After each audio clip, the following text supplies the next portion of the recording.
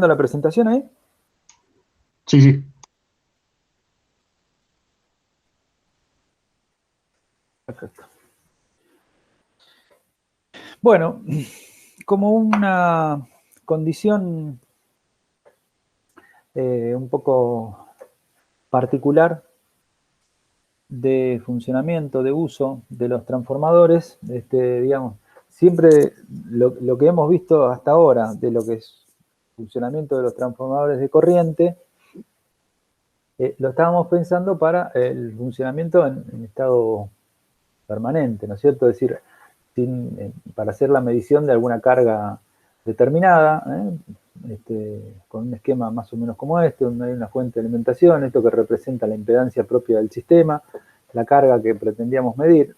Pero bueno, el transformador puede estar sometido, y por eso lo traemos el tema ahora, para ver, para agregar, digamos, otra de las características que se especifican para los transformadores, además de las que ya habíamos mencionado como básicas. Puede ocurrir, digamos, de hecho ocurren, aunque sean no deseados,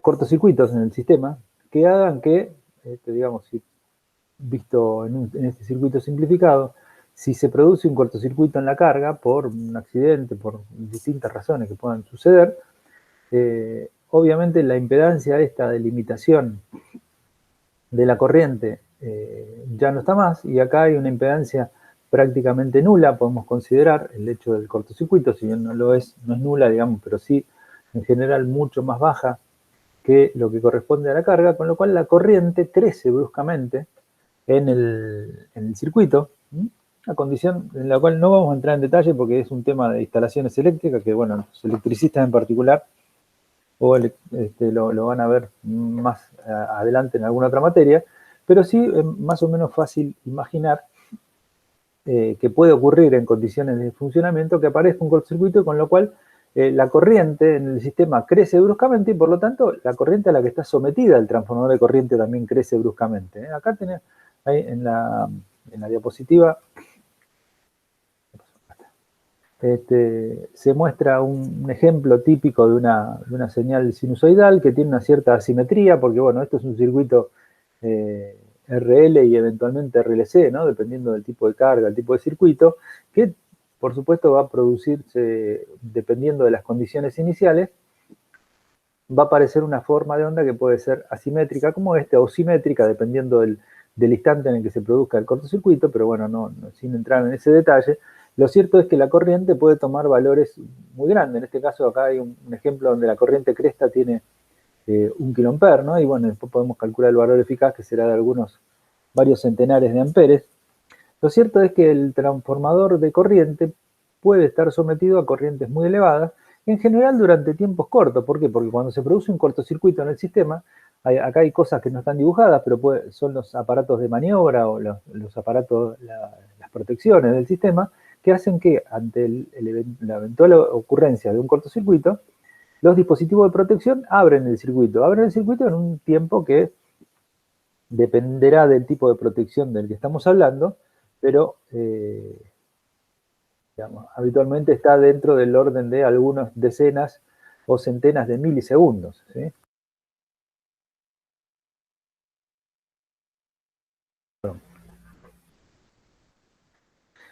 Entonces, durante ese tiempo, hasta que algún elemento de protección abra el circuito, interrumpa esa corriente de cortocircuito, el transformador va a estar sometido a corrientes muy altas. Bueno, son tiempos relativamente cortos, decíamos, y para eso se especifica entonces algún dato adicional o algunos datos adicionales del transformador. Si se acuerdan, habíamos visto la corriente primaria nominal, secundaria nominal, la clase, la relación, la prestación nominal. Bueno, ahora vamos a introducir el dato de la corriente térmica nominal de breve duración, ¿sí? Bueno, la definición está escrita acá, no hace falta que la aclaremos demasiado, pero es una corriente que puede circular por el transformador y el transformador la debe soportar sin sufrir daños, dice, sin que sus errores se modifiquen. Por ejemplo, va a ser una de las verificaciones que haga cuando uno pretende saber si el aparato soporta o no soporta, durante un segundo. El tiempo de un segundo, bueno, la expresión, digamos, que me permite extrapolar o definir cuál es el transformador que tengo que utilizar para una dada instalación, es conociendo cuál es la corriente de falla de la instalación, ¿sí? Y conociendo cuál es el tiempo que puede durar esa falla, ¿sí? Es decir, conozco por cálculo, que habitualmente son los denominados cálculos de cortocircuito de la instalación, cuál es la máxima corriente que puede aparecer en caso de que se produzca ese cortocircuito que dijimos, y cuánto puede durar ese cortocircuito, cuánto puede durar esa falla, que como dijimos depende de los elementos de protección que eliminen la falla o abran el circuito, ¿sí? Es decir, conocidos estos dos parámetros, puedo elegir la corriente térmica del transformador que tengo que comprar, ¿sí? Es decir, voy a elegir la corriente primaria nominal, voy a elegir la corriente secundaria nominal, etcétera, la clase, lo que vimos, y además voy a elegir su corriente térmica nominal, ¿eh? La voy a elegir de tal manera que se cumpla esta ecuación, por eso es una corriente térmica, por eso el valor de 1 segundo, y por eso es que se considera el tiempo de falla menor que 5 segundos, ¿sí? Estamos hablando de corrientes térmicas, estamos pensando entonces, este parámetro está definido en una condición que se puede considerar adiabática, es decir, que no hay intercambio de calor con el medio, entonces se define para 1 segundo, pero se acepta que para corrientes de falla de hasta 5 segundos, el parámetro es completamente válido, extrapolable. Entonces, conocida la corriente de falla del sistema, conocido ese tiempo de falla que no puede ser mayor de 5 segundos para que se pueda considerar adiabático el inconveniente, digamos, el comportamiento, perdón, del transformador, se define la corriente térmica nominal del transformador que tengo que elegir. Bueno, además del valor de la corriente térmica, como dijimos, esta corriente térmica, acá a propósito se dibujó una condición en la cual había una cierta asimetría. Como dije, dependiendo del instante en que se produzca este cortocircuito, puede haber asimetría o no. Pero bueno, este valor cresta pone al transformador en una condición de esfuerzo electrodinámico, es decir, al haber corrientes de valores elevados, el valor cresta define el esfuerzo mecánico que genera entre espiras, entre las espiras del transformador, entre sus partes, componentes del transformador, esfuerzo mecánico debido a las fuerzas electromagnéticas que se generan justamente por esos valores de corriente. Entonces también se define, además de la corriente térmica nominal, la corriente dinámica nominal. Es el valor cresta entonces que el transformador puede soportar sin ser dañado eléctrica o mecánicamente. Entonces se define, y esto debido al comportamiento de los circuitos eléctricos habituales, una máxima asimetría, es decir, la relación entre la corriente eficaz y la corriente cresta, la corriente máxima que puede aparecer en el sistema. De eso sale de considerar los parámetros típicos de circuitos de instalaciones de potencia. Esta relación entre el valor máximo cresta y el valor eficaz se toma como un valor 2,5, que habitualmente no es lo que se da en instalaciones reales, donde en general esto es un valor más pequeño, pero bueno, esto es para definir el valor de la corriente dinámica nominal, se toma una relación de 2,5 respecto de la térmica nominal del transformador para ponerlo en, digamos, en una de las peores condiciones en las que puede estar sometido en cualquier circuito. Entonces, elegida la corriente térmica nominal de breve duración del transformador, tiene también asociada una corriente dinámica nominal que tiene que ver con, ya dijimos, la asimetría que puede aparecer en las corrientes en un circuito real, ¿no? En un circuito de potencia real.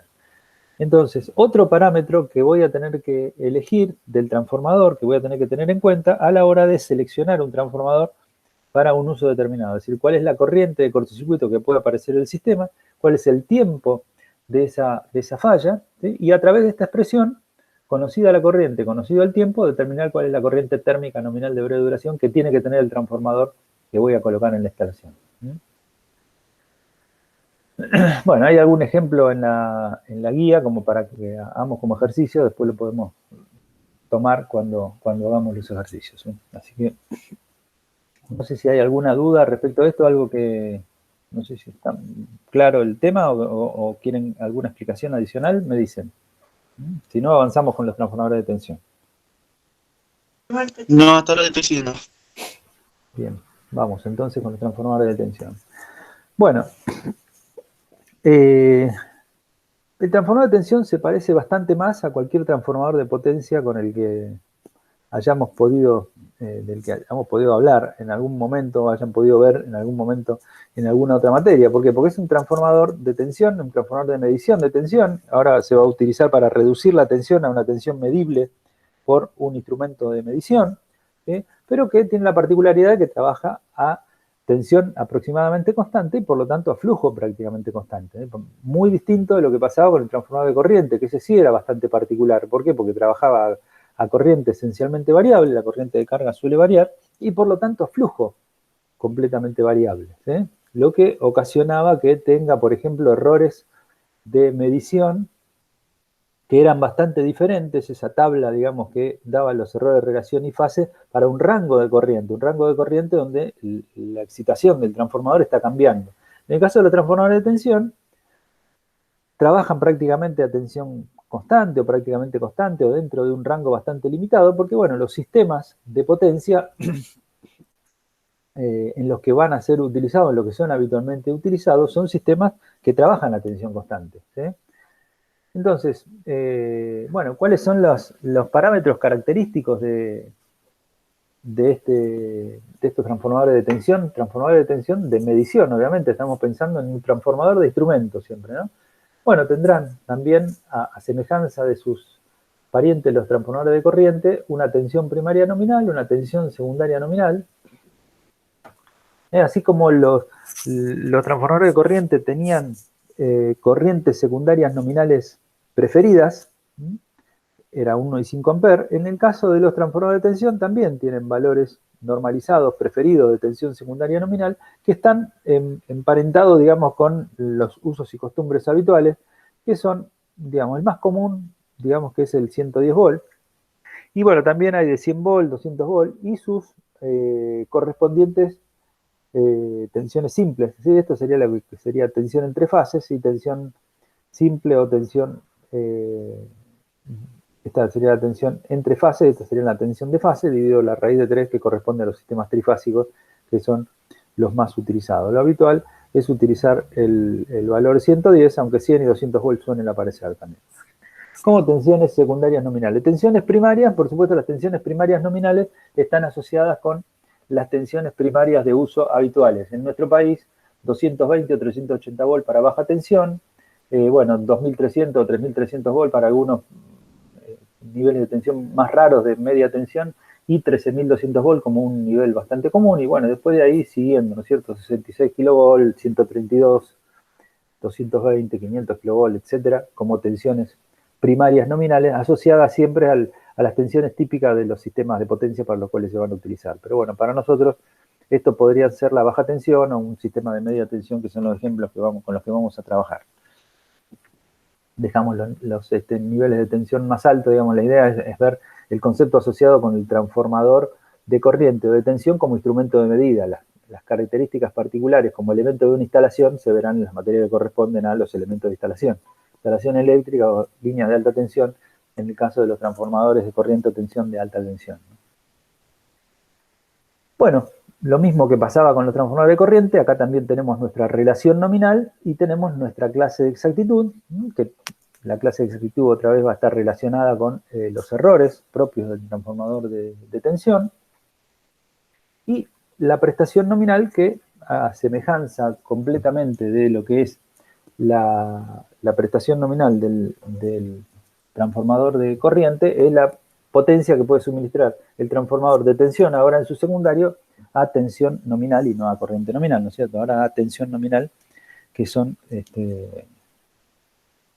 que es el valor que define, el valor característico, digamos, que define, o uno de los valores característicos que define el transformador de tensión. Bueno, esta relación pasa algo más o menos parecido a lo que dijimos en el caso de los transformadores de corriente. En principio lo suponemos como un número real, pero en realidad no es un número real, es un número complejo, ¿sí? Acá, si bien el transformador trabaja a flujo constante, juegan un papel muy importante las impedancias del flujo de dispersión o impedancia de dispersión, que hay tanto en primario como en secundario, sobre todo la del secundario, y eso hace que el flujo de dispersión que tiene un transformador real, que acá lo estamos suponiendo como un transformador ideal que no tiene su flujo de dispersión, una relación número real, la realidad es que hay un cierto flujo de dispersión que hace que, como condimento fundamental, contribuye al error del transformador, hace que esta constante sea en realidad un número complejo, y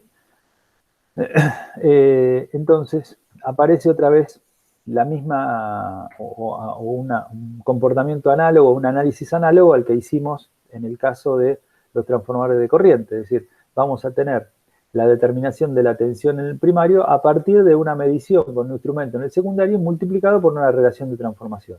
Esa relación de transformación va a tener un cierto error que también lo vamos a indicar con la letra eta, habitualmente se denota con la letra griega eta. Por supuesto, si tenemos transformadores de corriente y de tensión, esta será eta sub u, y la de corriente, el transformador de corriente será eta sub i, pero bueno, habitualmente en las tablas de errores de los transformadores aparece simplemente con la letra griega eta. Entonces, otra vez la propagación de errores en este producto hace que el error relativo en la tensión 1 sea la suma de los errores relativos en K y en la tensión del secundario, ¿no? El error relativo en la constante identificado por eta, y el error relativo en la medición de tensión, denotado como es U2, la tensión secundaria nominal.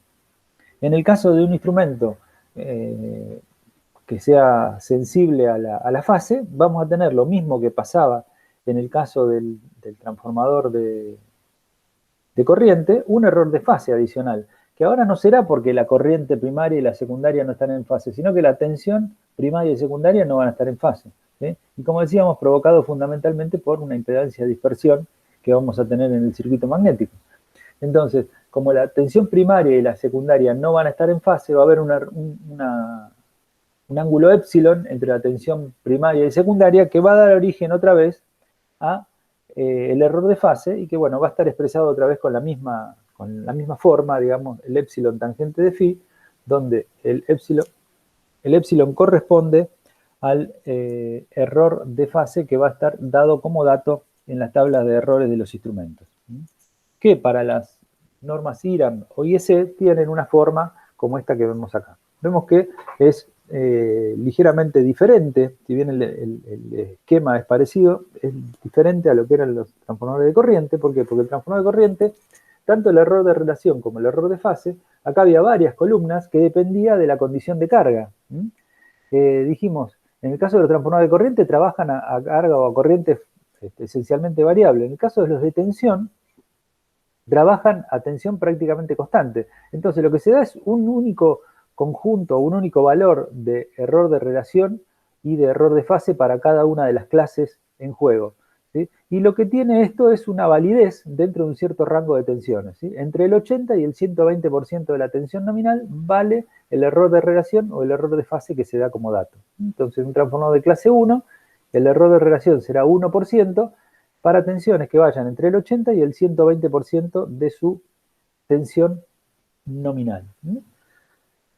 Difícilmente ese rango se exceda. ¿Por qué? Porque hay una limitación desde el punto de vista de uso del suministro del sistema eléctrico, que hace que habitualmente las tensiones no difieran de la tensión nominal mucho más allá del 10% o un poco más en algún caso extraordinario, pero si no, siempre está acotado por razones de servicio a valores más bajos, bastante más bajos que el 20% que da como tolerancia para estos transformadores de corriente, es decir, más o menos 20% por abajo de la nominal, 20% por encima de la nominal.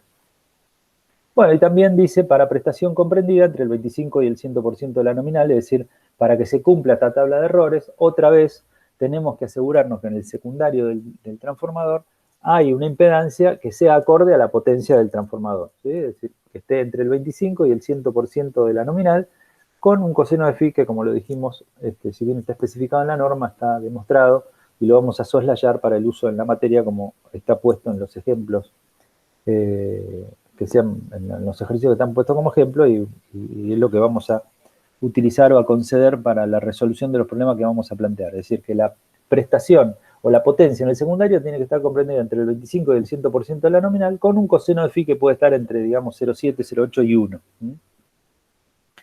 Entonces, nada, cuando hagamos ejercicios que tengan también uso de transformador de tensión, vamos a tener que tener en cuenta el error de relación y el error de fase para el transformador de tensión, además del transformador de corriente si es que estamos usando transformador de corriente, ¿no?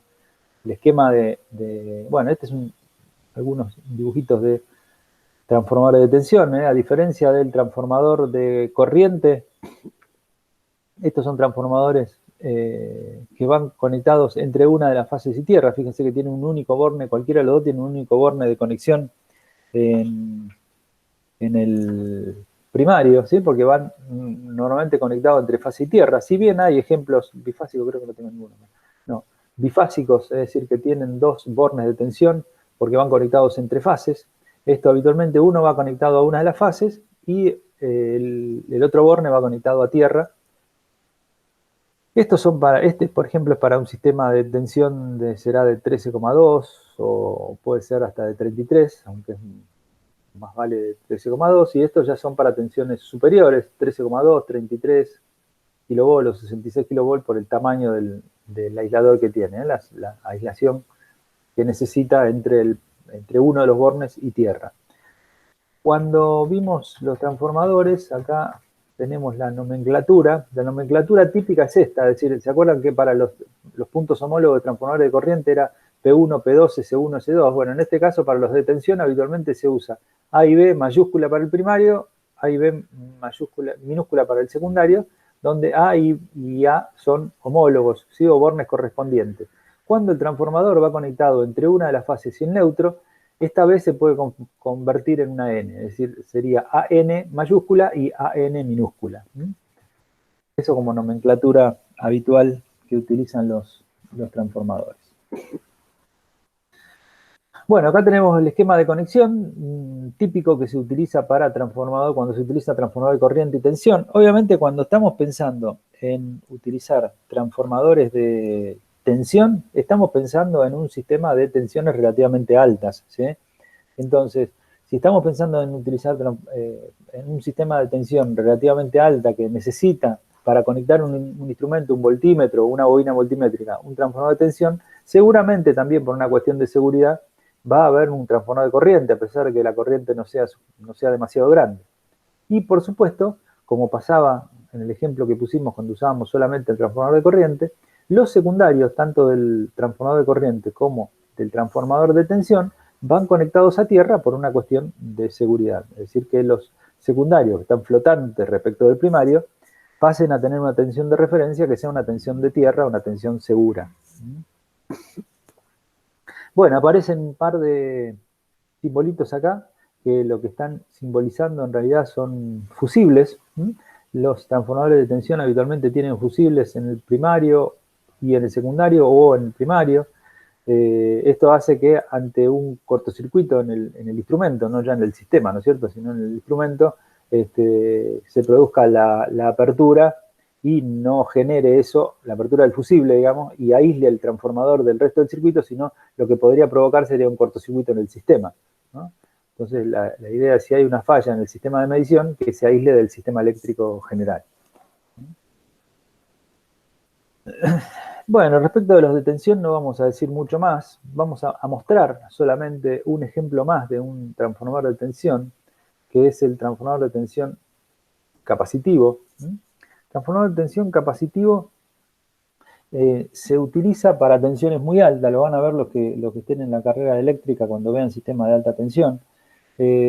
Cuando las tensiones son muy altas, digamos por encima de los 220 volts, o 500, para 500, sistema de 500 kV, para mencionar los niveles de tensión típicos de nuestro país, la construcción de un transformador que pueda aislar entre 220 kV o 500 kV y un nivel de tensión bajo para poder medir los 200 volts, los 100 volts, los 110 volts de los que habíamos hablado, empieza a ser constructivamente bastante complicado y costoso, por lo cual se utiliza una solución intermedia empleando un divisor capacitivo que reduce la tensión de algunos centenares de kilovolt a alguna decena de kilovolt.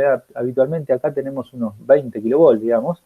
Entonces, con este divisor capacitivo, que es bastante más económico, fácil de construir, está muy manejada la tecnología hoy en día, se hace un divisor capacitivo que lleve estas centenares de kilovolt a alguna decena de kilovolt en el capacitor de baja. Y luego se aísla galvánicamente para conseguir el requisito necesario, digamos, de aislación del sistema de alta tensión respecto del de baja tensión, con un transformador de tensión de, digamos, 20 o 25 kilovolt a baja tensión, 110 volt o 200 volt. Un esquema que lo vamos a ver simplemente como esquema, no vamos a entrar en detalle porque entendemos que no corresponde a esta altura de la materia, pero sí presentarlo para que, bueno, al menos sepan que existe y cuáles son las condiciones básicas que cumplen, ¿no? Bueno, ¿alguna preguntita de los transformadores de tensión? ¿Alguna duda? Bueno, vamos entonces a retomar un poco al transformador de corriente, ahora con otro aspecto, que es una pinza amperométrica.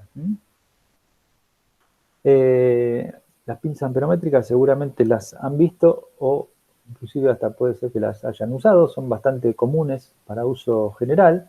El esquema de una pinza amperométrica, el esquema básico de una pinza amperométrica se parece o es prácticamente similar a un transformador de corriente, utiliza el esquema de un transformador de corriente, donde tenemos un núcleo ferromagnético, un conductor que pasa por el centro de ese núcleo, que corresponde a la espira primaria, al bobinado primario, espiras secundarias devanadas sobre ese núcleo, que hacen las veces de circuito secundario, con la diferencia, digamos, que este núcleo magnético puede abrir, es decir, esta pinza se abre en esta zona, esta pinza se abre en esta zona, lo que me permite, sin desenergizar el circuito, introducir un transformador de corriente para hacer una medición en un punto determinado de la instalación. Muy utilizadas las pinzas amperométricas. Acá cuando dice circuito de conversión, en realidad estas pinzas amperométricas, esta que es una pinza integrada a un instrumento, o esta que es una pinza que luego va colocada, sus bornes, digamos, van colocados en algún instrumento, ese instrumento al cual lo colocamos es habitualmente algo bastante parecido, para no decir lo mismo, que un multímetro de los que hemos visto en la unidad temática anterior, es decir, un multímetro que es capaz de medir parámetros de alterna. En particular, puede ser utilizado en su función de medición de tensión alterna. Entonces, en el secundario de este transformador de corriente, que corresponde a la pinza, en el secundario se coloca una impedancia, habitualmente una resistencia, por la que circula la corriente a medir. Si esa resistencia es conocida, midiendo la caída de tensión en esa resistencia, puedo obtener el valor de corriente. Bueno, por eso dice circuito de conversión de intensidad a voltaje o de tensión de corriente a tensión. Es decir, para poder ser conectados estos dos bornes directamente a la medición de tensión de cualquier multímetro digital habitualmente que sea capaz de medir tensión alterna. Por supuesto que este circuito de conversión puede no estar y esta corriente ser inyectada directamente al circuito de corriente, de medición de corriente alterna de un multímetro de las mismas características que estábamos mencionando antes. Entonces, es un transformador de corriente donde tiene la particularidad que el núcleo magnético se puede abrir y entonces abrir y cerrar, digamos, en cualquier momento y por eso ir y medir directamente la corriente sin interrumpir el circuito sobre el cual se quiere medir la corriente, cosa que por supuesto es una ventaja muy importante desde el punto de vista de la no interrupción del servicio, ¿no? Bueno, acá tenemos algunos otros ejemplos. Este es un multímetro que tiene sus puntas para medir tensión y además tiene su pinza amperométrica. Y esta es una pinza que también tiene el mismo esquema, este circuito magnético, el tamaño puede ser más grande porque si ven en detalle, esta pinza tiene una posibilidad de medir hasta 2000 amperes. 2000 amperes o 200 amperes, tiene una llave acá que permite conmutar, a 2 volts. Es decir, para 2000 amperes o para 200 amperes, dependiendo del alcance o del rango de la pinza, voy a tener entre sus bornes, en sus bornes de salida, 2 volts por acá para 2000 amperes o para 200 amperes. Bueno, esta pinza es de 100 amperes, 2 volts, por ejemplo. Para 100 amperes voy a tener 2 volts acá. y bueno, voy a colocarlo esto en el instrumento en el alcance que corresponde a medir 2 volts, ¿no es cierto? Un instrumento, un multímetro que sea capaz de medir tensión alterna de 2 volts, es capaz de medir corriente con este transductor que sería la pinza amperométrica. Bueno, ¿estamos hasta acá? ¿Se entiende? Está claro, digamos, el ver la pinza amperométrica como un caso particular de un transformador de corriente, ¿sí? Caso particular en el sentido de que puede ser que se mida en el secundario directamente la corriente o que se mida la caída de tensión sobre una resistencia conocida, ¿no? Ahí te están haciendo una pregunta por el chat. A ver, que no estaba viendo el chat.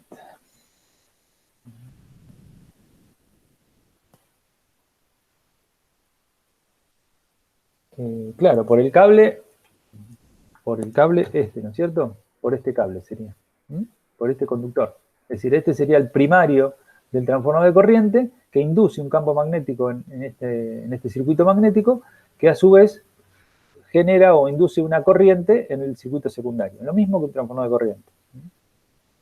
Bueno, no sé si eso responde la pregunta que estaban haciendo. Espero que sí. Bueno, no tengo a la vista simultáneamente. Bueno, gracias, de nada. Simultáneamente la presentación y el chat. Pero... Bueno, ahí vamos. Bueno, vamos entonces con otras pinzas amperométricas de características un poco particulares, y es que, por supuesto, el transformador de corriente o la pinza amperométrica que hemos visto hasta recién es una pinza que es capaz de medir solamente corrientes alternas, ¿sí? Bueno, para medir corrientes continuas con un esquema de pinza como el esquema como esta, digamos, como si fuera una pinza convencional, lo que se utiliza es habitualmente el efecto Hall, ¿sí? El efecto Hall que, bueno, seguramente ustedes ya conocen, pero bueno, si tengo una pastilla de efecto Hall que es atravesada por un campo magnético y excitada con una corriente en forma perpendicular, lo que se genera es una tensión que es proporcional justamente al campo magnético que la atraviesa, ¿sí? Otra vez tengo una tensión que es proporcional al campo magnético. Si ese campo magnético es proporcional a la corriente, tenemos el mismo esquema de mordaza que tengo en la pinza amperométrica. Este es la corriente o el circuito del cual quiero medir la corriente continua ahora. Introduzco este elemento de Hall en uno de los extremos de la mordaza, ¿sí? En uno de las uniones de la mordaza, perdón. Entonces el campo magnético que atravesará a ese elemento de Hall será el campo magnético proporcional a la corriente que circula por el conductor, ¿sí? Si a su vez tengo un circuito de polarización que excita con corriente al elemento de Hall, bueno, lo que voy a tener es una tensión, en estos bornes, una tensión que es proporcional a la corriente, finalmente, porque es proporcional al campo magnético, ¿sí?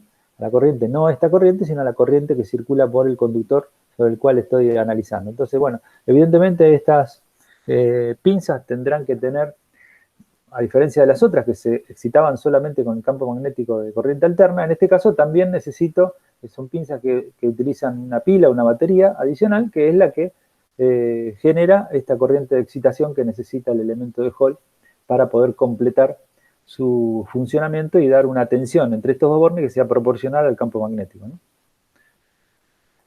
Pinzas que se utilizan, por supuesto, con el elemento de Hall y polarizado o en su función de corriente alterna, se puede utilizar como una pinza común, porque bueno, acá también tendrá un bobinado secundario, podrá tener acá un bobinado secundario que dé una salida de corriente proporcional a la corriente en el primario, como si fuera un transformador de corriente. Es decir, tienen habitualmente la doble función. Como pinza de corriente continua utiliza el elemento de Hall, como pinza de corriente alterna utiliza el devanado de espiras como si fuera una pinza como la que habíamos visto recién, ¿sí? Bueno, elementos todos que se utilizan para medir corriente, que no sea medida en forma directa por un instrumento. Todo lo que es pinzas de corriente tanto la continua como la alterna, lo que dan es una gran versatilidad para hacer mediciones y la gran ventaja de que no sea necesario interrumpir el circuito, es decir, cortar el servicio para hacer la medición, ¿no? Son mediciones que se hacen en forma temporaria a lo mejor, no en forma permanente, pero bueno, tiene la ventaja de que no tengo que interrumpir el circuito para hacer la medición. Bueno, y otro de los elementos que se ha popularizado mucho desde hace tiempo, si bien el efecto o lo que se conoce como bobina de Rogowski es conocido desde principios del siglo XX, digamos, las primeras publicaciones sobre esto son de principios del 1900. No se utilizaba demasiado por una limitación que vamos a ver un poquito en alguna diapositiva más adelante, pero que últimamente, superado esa limitación, han adquirido gran difusión y por eso lo presentamos. Hay una pequeña publicación de la materia que está dentro de lo que fue publicado como bibliografía en estos días sobre la unidad temática 3, que habla en detalle de la bobina de Rogowski, pero básicamente la bobina de Rogowski tiene un esquema como este y se basa, por supuesto, en la ley de Ampère. La ley de Faraday habitualmente se habla, pero bueno, en realidad se basa más en la ley de Ampère que asociada, digamos, que en la ley de Faraday. Y bueno, que la ley de Ampère es la que dice que la integral de línea de la intensidad del campo magnético alrededor de una trayectoria cualquiera es proporcional a la corriente, ¿sí? Entonces, lo que tenemos es una ecuación, como resultado, digamos, una ecuación como esta, donde si tenemos una corriente en un conductor, por supuesto que en este caso tiene que ser una corriente variable, una corriente alterna, una corriente esencialmente variable sobre un conductor, y esto es lo que es una especie de resorte, digamos, que lo que genera son varias espiras que rodean, como un resorte que rodea al conductor. Creo que acá en las figuras se ve bastante bien, espero que se entienda, digamos, este es el conductor sobre el que queremos medir la corriente. Esto lo que hace es generar una serie de espiras que rodean al conductor. El campo magnético generado por la corriente variable, como les decía, una corriente alterna, genera un campo magnético que induce en estas espiras, en cada una de estas espiras, una cierta corriente y por lo tanto una cierta tensión que es proporcional a la variación de la corriente y a la inductancia mutua entre esta bobina y el conductor sobre el que quiero medir la corriente. Fíjense que acá la forma constructiva que tiene esta bobina es completamente abierta, entonces tiene las mismas ventajas que tenían las pinzas amperométricas que vimos hasta recién, ¿no es cierto? Es decir, esto se puede abrir y rodear el conductor, o prácticamente rodear el conductor sobre el que quiero medir la corriente sin necesidad de interrumpir el servicio. Con la ventaja adicional que es completamente lineal. ¿Por qué? Porque no tengo elementos ferromagnéticos, como pasaba con el núcleo magnético de una pinza de corriente habitual o con cualquier transformador de corriente. Es decir, acá hay un comportamiento completamente lineal porque lo que tenemos son simplemente espiras, ¿sí? Bueno, por supuesto que para que esto funcione de manera ideal, digamos, estas espiras tendrían que estar igualmente separadas, ser todas de la misma circunferencia, bueno, ser en realidad espiras completamente planas. Acá el mismo tipo constructivo hace que tengan cierta inclinación. Bueno, eso todo lo que va a hacer es modificar o introducir errores adicionales, ¿sí? Pero bueno, de todas maneras van a estar contemplados dentro de lo que es la exactitud. La gran ventaja de esto es que voy a tener acá una tensión proporcional a la derivada de la corriente, ¿sí? Y a la inductancia mutua entre ellas. Entonces, lo que necesito acá es un integrador que me permita integrar esa tensión para conseguir justamente el valor eficaz de esa corriente, una tensión que sea proporcional al valor eficaz de esa corriente. Esto es a lo que me refería cuando decía que eran elementos que no se utilizaban tan masivamente como se están utilizando hoy en día, porque bueno, este integrador por supuesto que al ser un integrador como el que está puesto acá como ejemplo, simplemente para que se vea cuál es la función que necesito, es un integrador analógico y por lo tanto tenía ciertas variaciones con el tiempo, no se conseguían exactitudes acordes o estabilidad en el tiempo acordes a la realización de una medición. Pero bueno, hoy en día con integradores de tipo digitales, esa barrera ha sido eliminada y todas las ventajas que hemos mencionado que tiene una bobina de Rogowski, su simplicidad de construcción, su facilidad de utilización, ¿no?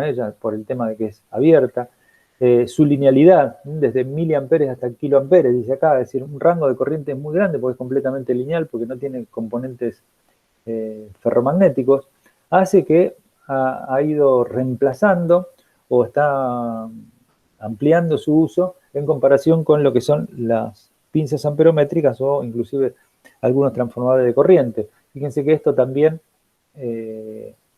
me brinda una aislación galvánica, que es lo que quiero a veces cuando tengo tensiones elevadas, ¿sí? Así que bueno, cumple muchos requisitos que hacen que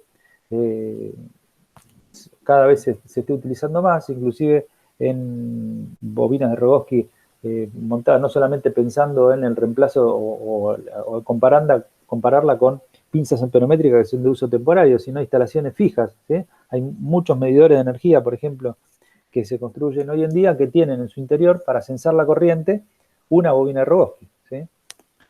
Bueno, tiene los errores de medición, por supuesto, que están especificados dependiendo del caso, y hay un error que, bueno, acá está graficado en una diapositiva, que tiene que ver con el punto de medición, es decir, estamos considerando para que se cumpla estrictamente la ley de Ampère, la espira tiene que ser completamente plana, cosa de que, y de espesor nulo. Bueno, cosa que obviamente en una construcción real no se cumple, y además esas bobinas de Rogowski que pensada como una especie de resorte que bordea el conductor, por supuesto que no siempre está perfectamente centrada, salvo que uno toma las precauciones. Cuando no está perfectamente centrada respecto del conductor al que quiero medir, bueno, aparecen errores adicionales debido a la posición, que es lo que a veces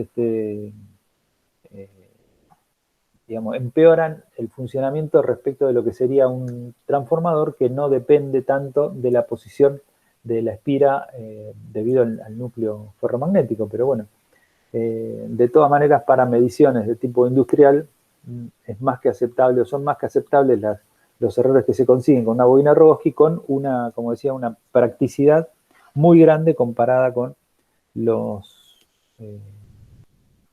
las pinzas amperométricas o algún otro elemento que posea núcleos magnéticos, ferromagnéticos, que con los inconvenientes de la linealidad que trae, bueno, los errores propios, ¿no?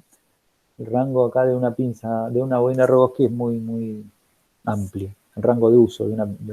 ¿Se acuerdan que el transformador de corriente, por ejemplo, tenía un rango de uso garantizado? En el mejor de los casos, hasta el 5%. Esto sigue con errores garantizados hasta valores de corriente que están bastante por debajo del máximo manejable, ¿no? Bueno, acá tenemos algunos ejemplos de bobinas de Rogowski, esas son construcciones más rígidas, semipermanentes, y bueno, después construcciones de estas son las típicas, que parece el resorte está dentro de la manguera, una especie de manguera que, bueno, por supuesto se abre en un extremo, se rodea el conductor del que se pretende medir, y del que se pretende medir la corriente, y bueno, con eso se consigue la medición. Esto es bastante utilizable en registradores de parámetros eléctricos además esto es muy liviano, bueno, tiene muchas ventajas desde el punto de vista práctico, y ya les digo, superado el tema de conseguir un integrador estable, hoy en día con la tecnología que hay, ha ido aumentando su uso en forma bastante importante. Bueno, de los analizadores de potencia no vamos a decir mucho porque lo van a ver ustedes cuando vean el gabinete, cuando hagan el laboratorio, se van a utilizar. En particular, este analizador de potencia se va a utilizar. Desde el punto de vista de la conexión, ya lo habíamos anticipado, es decir, tiene los mismos cuidados o requiere los mismos cuidados que de un batímetro electrodinámico, en el sentido de que, bueno, tengo que tener en cuenta perfectamente los puntos homólogos, ¿sí? Cuál es la línea, cuál es el neutro, para que la indicación de potencia, de factor de potencia en particular, se corresponda con la realidad. Esto está identificado con colores habitualmente o con puntos, como los puntos homólogos del transformador, y las pins amperométricas, acá no sé si se alcanza a ver bien en la diapositiva, pero tiene una flechita que indica cuál es el sentido relativo de la corriente, es decir, la corriente entrante por acá se corresponde con este punto conectado a la línea, el conductor que dice de color rojo, la pinza de color rojo. Bueno, obviamente la gran ventaja que tiene este analizador de potencia, este particular es monofásico, pero también los hay trifásicos, es que además de medir la potencia activa, dan indicación de potencia reactiva, potencia aparente. Acá se ve en la diapositiva un esquema de barras que corresponde a los armónicos, bueno, fluctuaciones de tensión, es decir, tienen otros parámetros eléctricos a partir de la misma, de recolectar los datos de la tensión y la corriente. Con los valores de tensión y corriente, por supuesto, el instrumento es capaz de detectar muchos más parámetros que un batímetro electrodinámico que simplemente mide potencia. Por supuesto que hay los monofásicos, simples como este, y después están los monofásicos como este, por ejemplo, que tiene un esquema, acá tiene posibilidad de visualizar la forma de la onda. Bueno, también este lo tenía sin tantos colorcitos, también puede graficar las señales de tensión y de corriente. Este tiene la posibilidad de mostrar simultáneamente la tensión y la corriente. Para el sensado de la corriente utiliza una pinza amperométrica que cumple exactamente los mismos requisitos de los que mencionamos hace un rato para pinzas amperométricas solas. Es decir, acá el sensado de corriente se hace directamente con una pinza, el sensado de tensión a partir de los bornes de tensión, y bueno, también puede ver armónicos, además de medir la potencia, y acá aparece, no sé si se alcanza a ver bien en la diapositiva, creo que sí, dice, esto es la representación de potencia trifásica. Este analizador es un analizador monofásico. Si uno lo pone en trifásico, lo que hace es multiplicar por 3 la indicación que corresponde a una de las fases. Por supuesto que eso es válido únicamente para una carga completamente perfecta, es decir, que en las 3 fases tenga la misma carga. Entonces da una indicación trifásica que tiene sentido cuando la carga es equilibrada. Entonces, bueno, una indicación que tiene una utilidad relativa, digamos, porque no es trifásico. Bueno, acá tiene una pantalla típica de medición de armónicos, lo armónico de la corriente. Bueno, por supuesto, otras facilidades que un simple batímetro electrodinámico no tiene. Este es un instrumento un poquitito más sofisticado, más completo, trifásico también. Fíjense que tiene pinzas bobina de Rogowski, ¿sí? Para hacer la medición de corriente. Tiene 4 bobinas porque tiene 3 fases y permite también medir la corriente del neutro. Acá tiene posibilidad también de dibujar el diagrama fasorial de tensiones y corrientes con los desfasajes correspondientes. Acá en el dibujito no está muy desfasada la tensión y la corriente, pero creo que se alcanza a ver.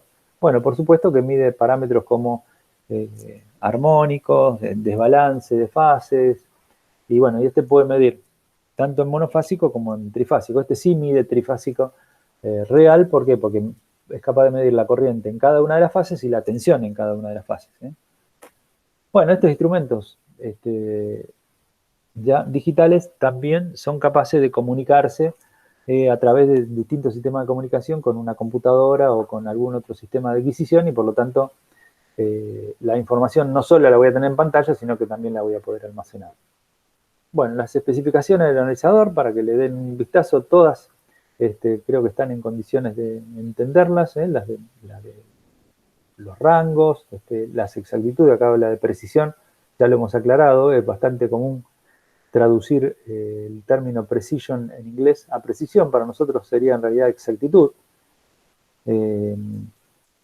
Bueno, datos como para que tengan de información sobre los analizadores, para que lo puedan ver en detalle. Y esto es un esquema de un analizador de potencia que tiene comunicación vía directa por cable o a través de móvil o internet con alguna computadora, y por lo tanto tengo un acceso remoto completamente con la información que puedo ir almacenando en la computadora de los datos adquiridos, bastante distante de aquel instrumento analógico electrodinámico que vimos al principio cuando arrancamos con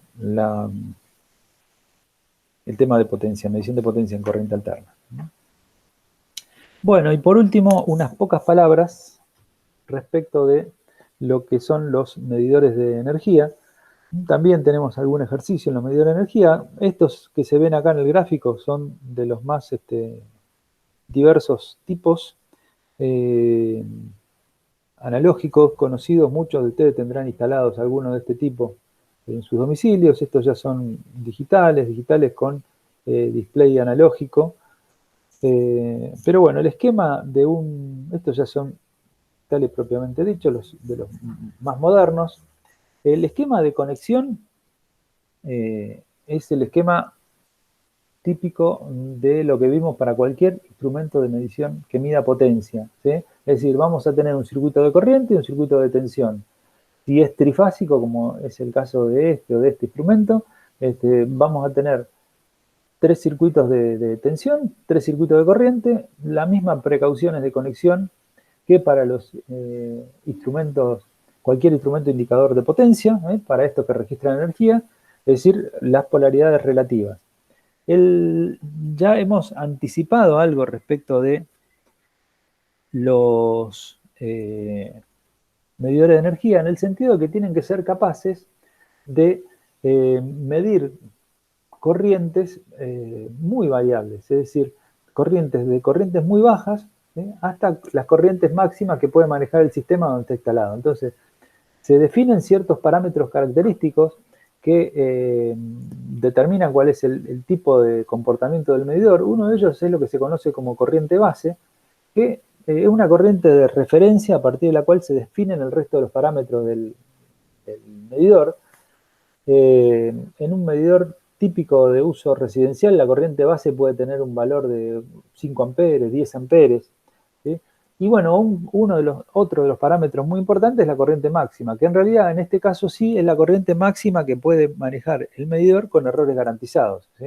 Por encima de esos valores, además de poder ocasionarle un daño físico, no tiene errores garantizados, ¿sí? Sin embargo, el rango de corrientes en el que puede medir con errores garantizados está bastante por debajo de la corriente de base, que puede ser de algunos amperes, y llega hasta la corriente máxima, que puede ser de varias decenas de amperes y hasta algún centenar de amperes, ¿sí?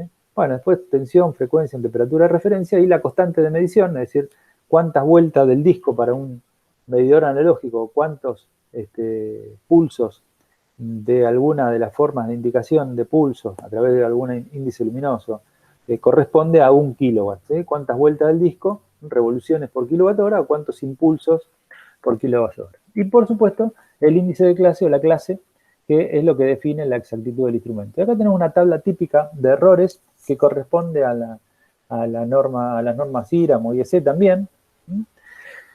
Fíjense que tiene, bueno, las clases típicas para medidores de tipo domiciliario industrial están en este orden: clase 1, clase 2, cada vez son más comunes los clases 0,5, ¿sí?, de los cuales acá no lo hemos puesto, pero lo más común es tener medidores. Los residenciales habitualmente son clase 2, aunque los digitales últimos, los más modernos, suelen ser clase 1. Pero entre clase 1 y clase 2 están abarcados la gran mayoría de los medidores que hay hoy en servicio, salvo aplicaciones especiales de altos consumos que se utilizan medidores de clase más baja. Pero en clase 1, clase 2 prácticamente abarcan el espectro más grande de medidores de energía que hay en uso hoy en día.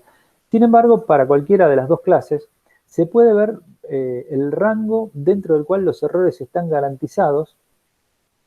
Por ejemplo, para los clase 1, el medidor mide con un error límite, es decir, mide la energía con un error límite del más menos 1% entre el 10% de la corriente base y la corriente máxima.